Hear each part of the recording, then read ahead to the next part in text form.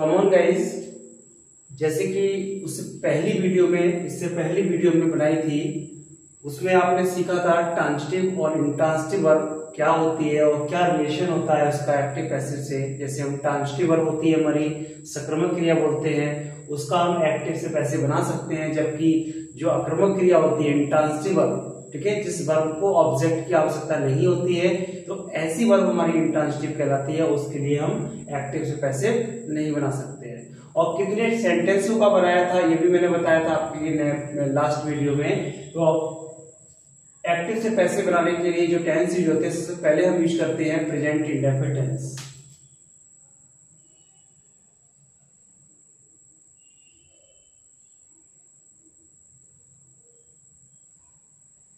आज हम present indefinite tense को सीखेंगे और बहुत ही इजी तरीके से सीखेंगे इसको, और कंस्ट्रक्शन के अकॉर्डिंग अफर्मेटिव। इसका अफर्मेटिव कंस्ट्रक्शन आप देखिए, सबसे पहले सब्जेक्ट लगाते हैं इसमें, फिर इज एम आर और प्लस वर्ब की थर्ड फॉर्म आती है। आप एक्टिव पैसिव में थर्ड ही फॉर्म का यूज करेंगे, बाई और प्लस ऑब्जेक्ट आएगा। ठीक है, एक एग्जाम्पल के माध्यम से आप देखिएगा, जैसे ही rights a letter,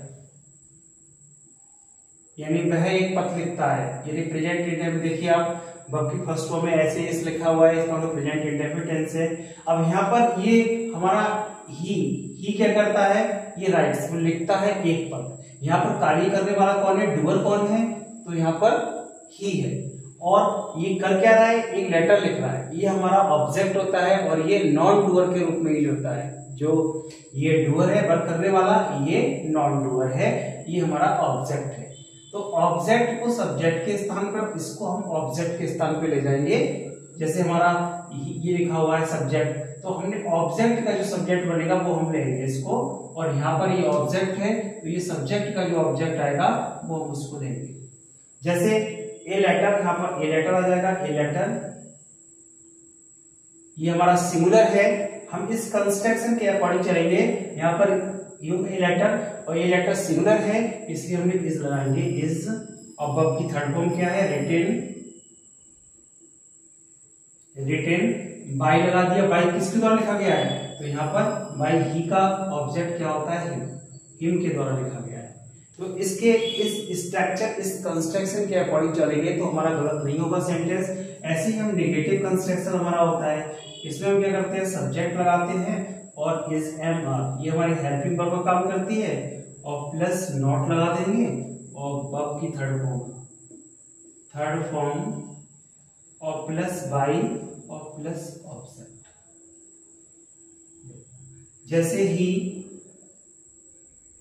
is, he does not sing a song. अब देखो, he does not sing a song, आप समझ जाना कि डूडज लगा है, प्रेजेंट इंडेफिनिट टेंस हो गया। अब यहाँ पर ये हमारा वर्ब कौन, ये डूअर है, काम करने वाला है, इसने क्या काम किया है, यानी गीत गाया है। ठीक है, ये गाया है, क्या गाया है, एक गीत। तो एक गीत हमारा नॉन डूअर हो गया, ये हमारा इधर आएगा, और ये हमारा ऑब्जेक्ट को सब्जेक्ट के और सब्जेक्ट को ऑब्जेक्ट के स्थान पर लगाएंगे, तो ए सॉन्ग हमारा सिंगुलर है, इसलिए हमें क्या कर, इज लगा दिया, ये लगा दिया, यूज कर दिया। इसका सिंगुलर है तो हमें इसका यूज करना है, इज।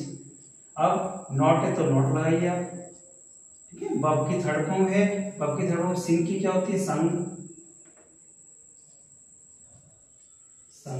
ठीक है, बाई किसके द्वारा गाया जाता है, तो ही का ऑब्जेक्ट क्या हो जाएगा, हिम के द्वारा। क्या मतलब हुआ, ही डज नॉट, वो नहीं गाता है क्या, अ सॉन्ग, एक सॉन्ग नहीं गाता है। तो एक सॉन्ग इज नॉट सॉन्ग, नहीं गाया जाता है बाई हिम, उसके द्वारा नहीं गाया जाता है। तो हमारा ये हमारा क्या काम कर रहा है, ये नॉन डूअर का। भाई ये सॉन्ग किसी के द्वारा गाया जा रहा है ना, ये तो नहीं गा रहा है, बल्कि सॉन्ग किसी के द्वारा गाया जा रहा है, तो ये नॉन डूअर है और ये हमारा डूअर है। ठीक है, तो इस तरीके से करना है। ये हमारा नेगेटिव कंस्ट्रक्शन, ये अफर्मेटिव कंस्ट्रक्शन हो गया और ये नेगेटिव हो गया। इसी तरीके से हमारा इंटरोगेटिव और डबल इंटरोगेटिव का भी कंस्ट्रक्शन चलता है, आप उसको भी देखिए।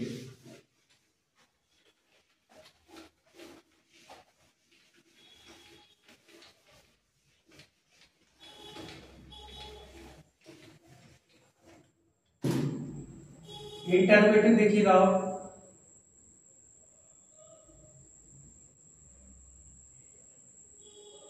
इंटरवेटिव का कंस्ट्रक्शन आप देखिएगा, इसमें इज एमआर पहले क्या आएगा, ये हेल्पिंग वर्ब पहले लगाएंगे आप, उसके बाद सब्जेक्ट, सब्जेक्ट कौन सा, ऑब्जेक्ट वाला आ जाएगा, नॉट आएगा, वर्ब की थर्ड फॉर्म आएगी बाई प्लस ऑब्जेक्ट, ऑब्जेक्ट किसका, सब्जेक्ट का, उसका क्वेश्चन मार्क आता है। जैसे do you not beat him, तुम उसे क्यों नहीं पीटते हो, ठीक है, ये है तुम उसे क्यों नहीं पीटते हो। अब यहाँ पर डू, डू पहले लगा हुआ है तो आपको इसी के अकॉर्डिंग हेल्पिंग वर्ब है तो हेल्पिंग वर्ब के नीचे हेल्पिंग वर्ब ही लगानी है, याद रखना। तो यहाँ कैसे लगानी है, ये हमारा सब्जेक्ट है, ये क्या काम कर रहा है, पीट रहा है, किसको पीट रहा है, उसको, तो ये हमारा ऑब्जेक्ट है, ये हमारा इसके स्थान पर आ जाएगा, ये हमारा उधर जाएगा। तो हम हिम को लेकर आएंगे तो ही का सब्जेक्ट क्या होता है, ही होता है, और ही के अकॉर्डिंग हमें लगनी चाहिए इज। तो हेल्पिंग वर्ब के नीचे हेल्पिंग वर्ब, सब्जेक्ट सब्जेक्ट आ गया, नॉट हमारा है तो नॉट लगा दीजिए आप, वर्ब की थर्ड फॉर्म बीटन, बीटन, और किसके द्वारा पीटा गया, बाई यू का ऑब्जेक्ट हमारा यू होता है, ये याद रखना, यू का लास्ट में क्वेश्चन। क्या मतलब हुआ, क्या तुम उसे पीटते हो, तो क्या उसे पीटा जाता है तुम्हारे द्वारा। इसी तरीके से इसी क्रम में हम लिखेंगे डबल इंटरवेटिव, डबल इंटरवेटिव, डबल इंटरवेटिव। इसमें क्या होता है, क्वेश्चन वर्ड, हमारा क्वेश्चन वर्ड के बाद सीधे कंस्ट्रक्शन यही वाला रहता है हमारा, आप लगाएंगे इज एम आर, आप सब्जेक्ट लगाएंगे, नॉट लगाएंगे, वर्ब की थर्ड फॉर्म लगाएंगे, और बाई लगाएंगे, और प्लस ऑब्जेक्ट, और लास्ट में क्वेश्चन मार्क लगाना है। जैसे आप एग्जाम्पल के थ्रू सीखेंगे, देखिए why does she sing a sweet song. देखो बाय डज शी सिंग, वो क्यों गाती है एक स्वीट सॉन्ग, एक मधुर गीत क्यों गाती है। तो अब देखिए इसमें डूअर कौन है, ये, यानी वो क्या करती है, गाती है, वो गाती क्या है, एक स्वीट सॉन्ग, एक मधुर गीत। तो ये हमारा क्या है, नॉन डूअर हो गया, यानी ऑब्जेक्ट पे काम कर रहा है। तो इसको उसके स्थान पर लेकर आएंगे, इसको इधर ले आएंगे, इसके स्थान पर लाएंगे, ठीक है। और जहां पर हमारा क्वेश्चन वर्ड ये है वाई, तो इसके स्थान पे हमारा यही रहेगा, सेम क्वेश्चन वर्ड के नीचे क्वेश्चन वर्ड। अब हमारा ये हेल्पिंग वर्ब आ गई, तो हेल्पिंग वर्ब के नीचे हेल्पिंग वर्ब ही रहेगी, जैसे कंस्ट्रक्शन है ये हमने लगा दिया।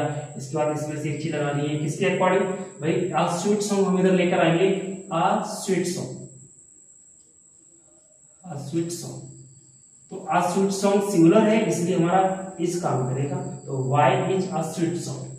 हमने सब्जेक्ट के नीचे सब्जेक्ट लगाया, हेल्पिंग वर्ब के नीचे हेल्पिंग वर्ब लगाई। अब वर्ब की थर्ड फॉर्म क्या है, संग, SUNG, संग हो गई। बाई किसके द्वारा ये गीत गाया गया, तो शी का ऑब्जेक्ट होता है हर के द्वारा ये गीत, लास्ट में क्वेश्चन मार्क लगा देंगे। तो इस कंस्ट्रक्शन के अगर आप अकॉर्डिंग चलते हैं, कंस्ट्रक्शन ये वाला है, ये है। उससे पहले आपने अफर्मेटिव का पढ़ा था, नेगेटिव का पढ़ा था। अगर इसके अकॉर्डिंग चलते हैं तो सेंटेंस कभी भी आपका गलत नहीं होगा।